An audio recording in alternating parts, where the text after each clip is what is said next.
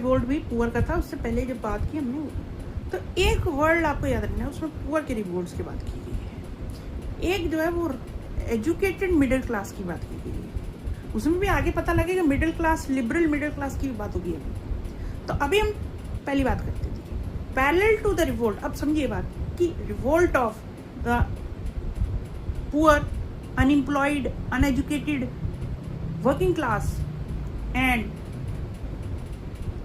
artisans, there was another revolt in 1848 which was led by the educated middle class all over the regions of Europe.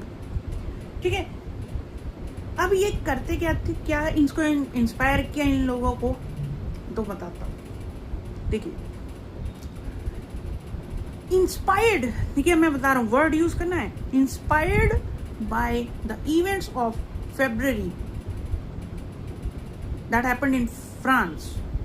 जैसे क्या हुआ था कि abdication of monarch, Louis Philippe चले गए थे ना देश छोड़ के, तो एब्डिकेशन कर दी मोनार्क, और क्या किया दूसरा, रिपब्लिक प्रोक्लेम कर लिया। ठीक है, यूनिवर्सल सफरेज वाज ग्रांटेड, ऐसे ही किया था ना फ्रांस में, यहाँ लोग। तो इसको देख के they were very much inspired।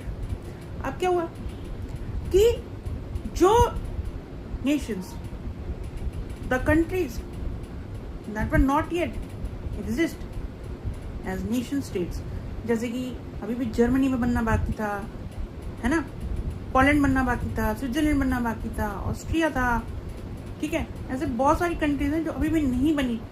तो वो बड़ा, उन कंट्रीज में क्या हुआ, द लिबरल एजुकेटेड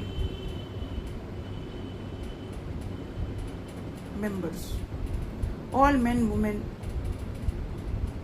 क्या करने लगे, स्टार्टेड टू